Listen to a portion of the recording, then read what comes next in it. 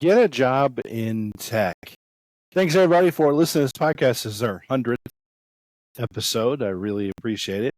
Everybody for listening to this podcast for this long. Really means a lot to me for you to have, for you to listen to the podcast.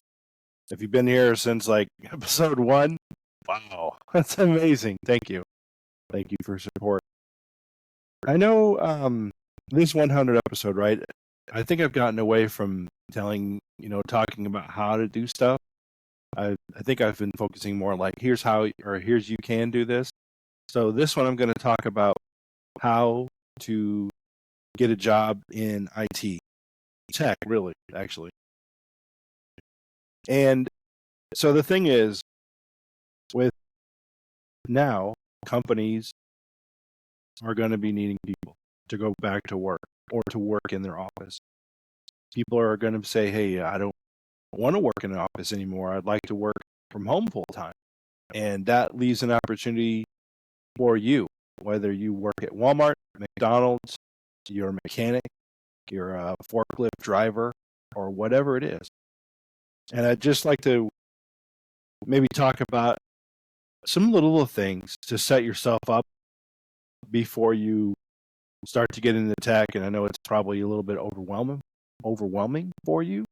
And I wanted just to share with you how to get ready, how to get started basically in that field. So the first thing to do is take an inventory of yourself.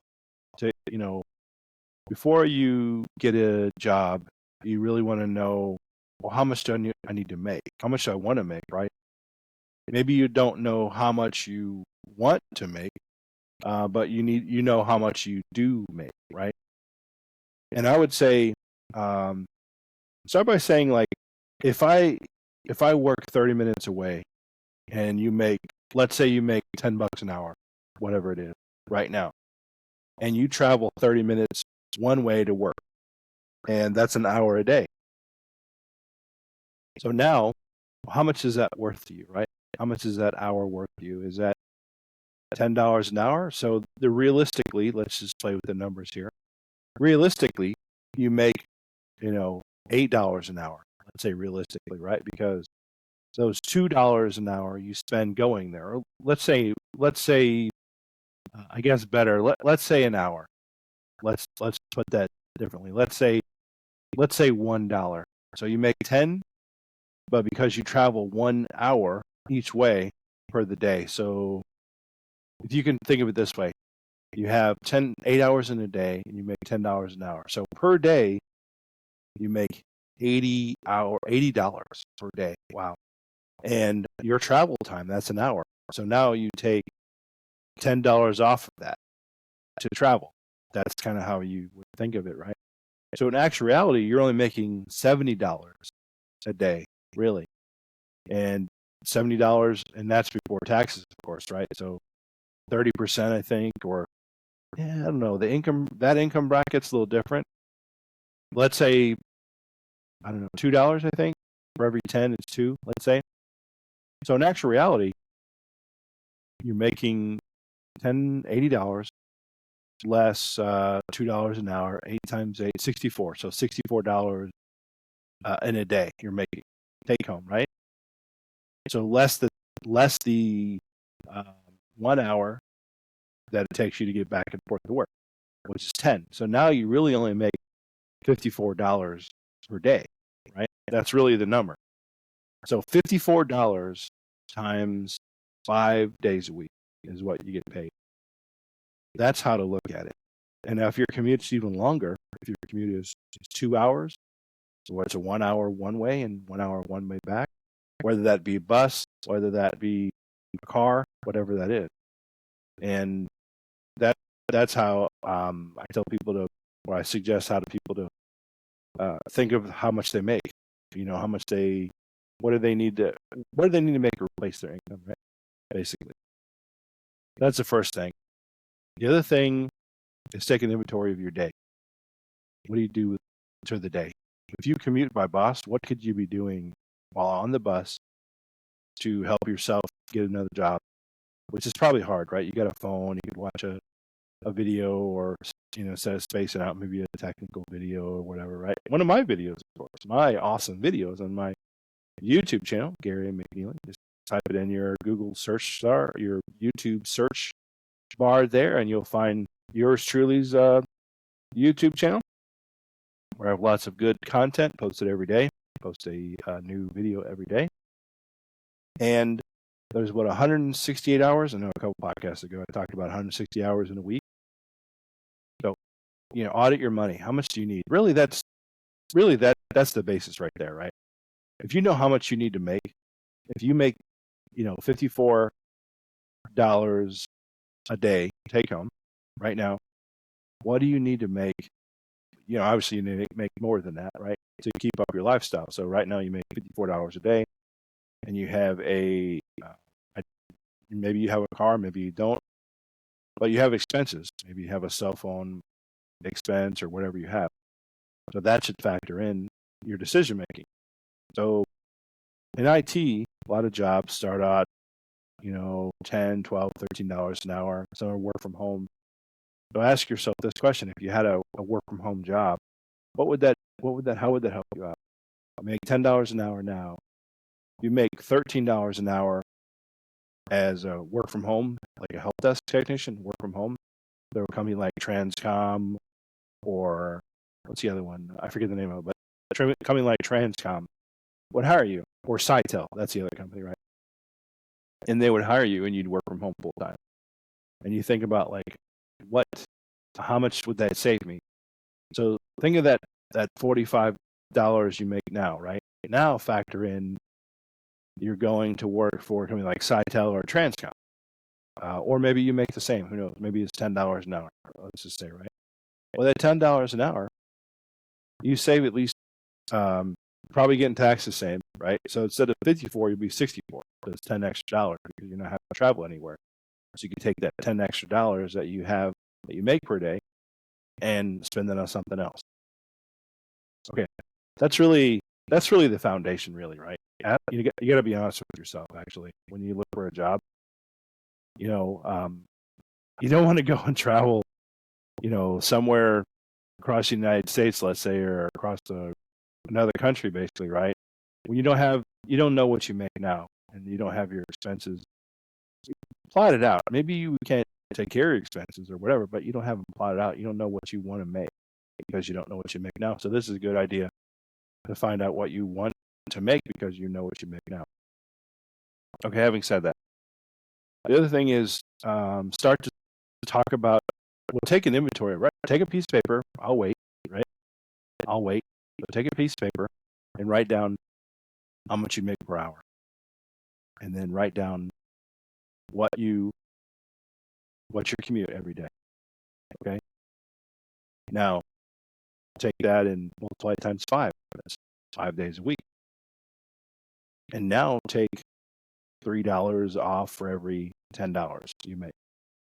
So usually that's 30%. Some could be higher, some could be lower. So take that in it, and that's your take home. So take that take home dollar and per day, multiply it times 5, that's your weekly pay. Multiply it times 4, that's your take home monthly pay. Then take your bills that you have. Your cell phone, you probably know what that is every month. Your water, electric, internet, it's very critical to have those. Maybe you have credit cards. Maybe you have a bank loan or a bank note. Maybe you have a car note or a car loan. Maybe you owe relatives money and you're paying them off or whatever it is. So you have that number, write it down. You know exactly what you want to get paid because you know what your bills are, right? So you have that done, right? Okay, that's there. Next, take an inventory of your skills. Where do you work at? Okay. There are a lot of companies, a lot of skills that you have, you don't even know you have. For instance, if you work at Walmart or McDonald's, every day at McDonald's, I'm pretty sure if you work, you're the fry person, if you work on the line where you talk to folks every day, customers, I'm sure that you have rowdy customers who didn't get their double quarter pound with cheese, cooked properly, or they ask for onion, they didn't get onion, or they ask for no ketchup and they get ketchup. What's going on here? Why do I get this? And so your ability to recognize the other human and figure out a way to just kind of make them feel happy, really, make them feel, oh, you know what, ma'am, sir, sorry, we'll take care of that for you, right? We'll take care of that for you. And then just, take care of it. Order up a new double quarter pounder cheese sandwich or sandwich and hand it to them. Thank you for going to, thank you for coming into McDonald's. We apologize for your inconvenience. And so that's a transferable skill. That's transferable any job whatsoever, completely, right? The other thing is under pressure. So you have in McDonald's, let's say you have the lights going off, not lights, what are they? The buzzers going off, right? With the fries down and all the time, and you're on the somebody's in the drive-through, right? And you're listening to them in the drive-through, right? Meanwhile, at the same time, somebody's talking to you and you're having to nod at them who works with you. Then you have to input their order in to the system, the computer there. That right there is a skill set by itself. That is, be able to distinguish and to differentiate with conversations. That's amazing. That's an amazing skill set, right? So I want you to take a piece of paper. I want you to write down, just put 10 skills, right? I'll give you a couple. So you work at Walmart, customer service. That's 100%. Multitasking, 1,000%. That's multitasking. The ability to listen to the customer. Empathy, you could call it empathy. That's a good skill to have. So that's just a couple, actually, right? You could put down. The other one is teamwork, how to work with a team. The other one could be, how to work with different cultures, right?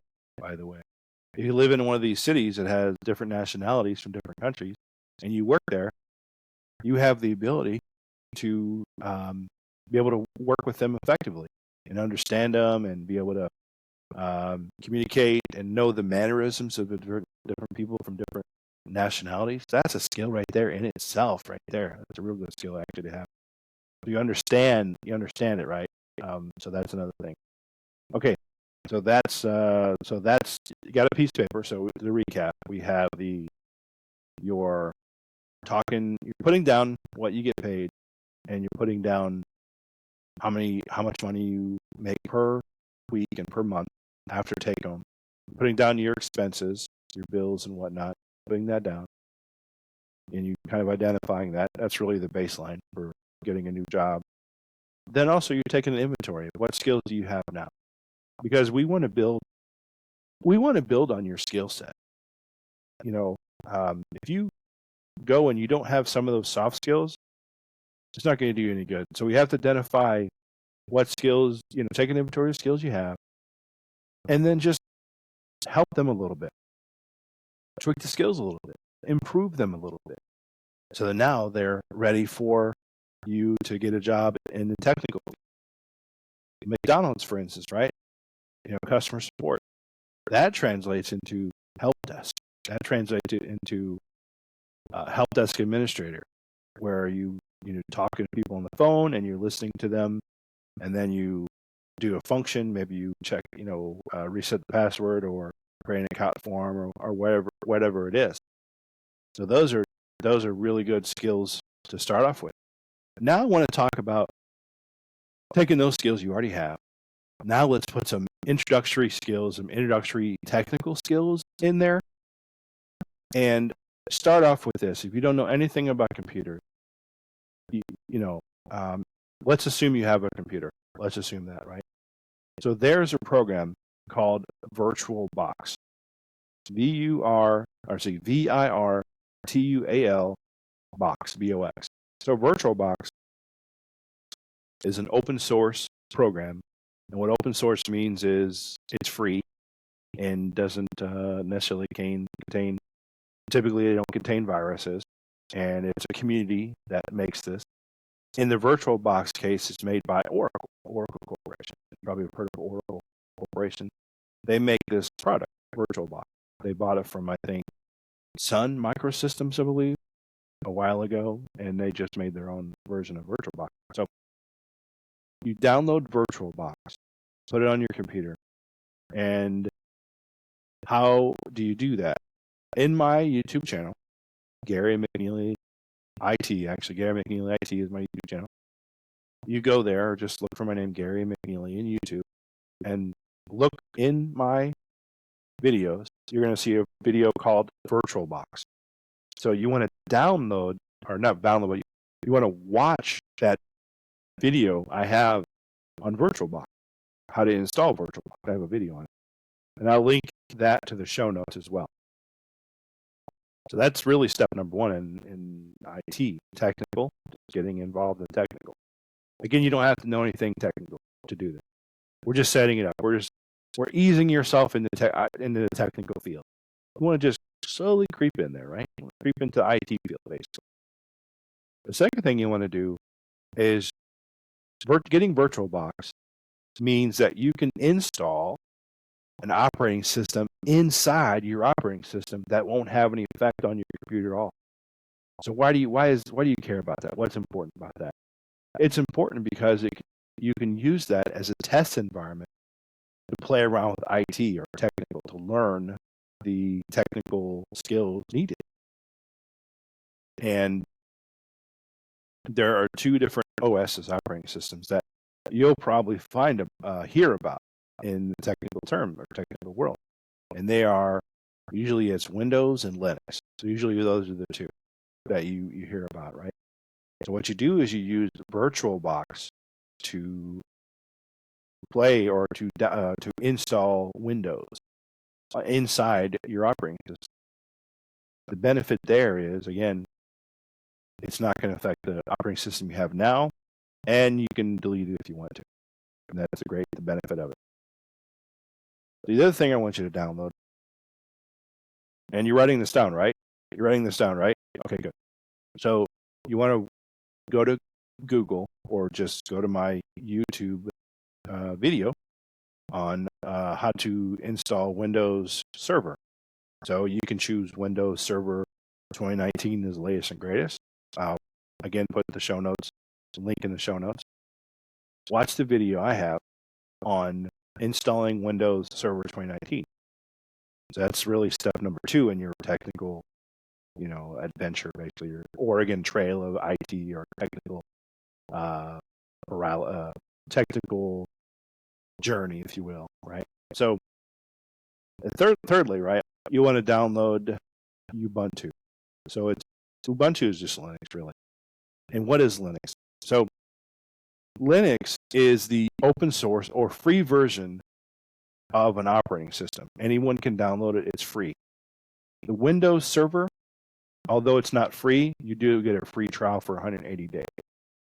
Versus Linux, or in our case, Ubuntu, it's free forever. It has free updates, everything. It has most software that Windows has, but it's less user-friendly. I'll say that. So I have a video on my YouTube channel, Gary McNeely IT, that walks you through how to install Ubuntu, and that's spelled UBUNTU, Ubuntu. You want to download the 64-bit version of the operating system. It's an ISO file. So an ISO file is like your CD that you put in your computer. You plug it in, it's an ISO file. And that's the operating system right there. And that's the same thing that comes with like your standard computer when you get it, and it comes preloaded. But what you can do is you can take the ISO file and you can load that into VirtualBox and then install Windows Server or Ubuntu, which is Linux. So that's enough for today. Just get those steps done. Play with that. Take those steps necessary for that. And the next podcast, I'll talk you through setting up Active Directory and a couple things you can do with Active Directory and some other software that you can download to get your journey into the IT field. So thanks everybody for listening to this podcast, and you have yourself a great day.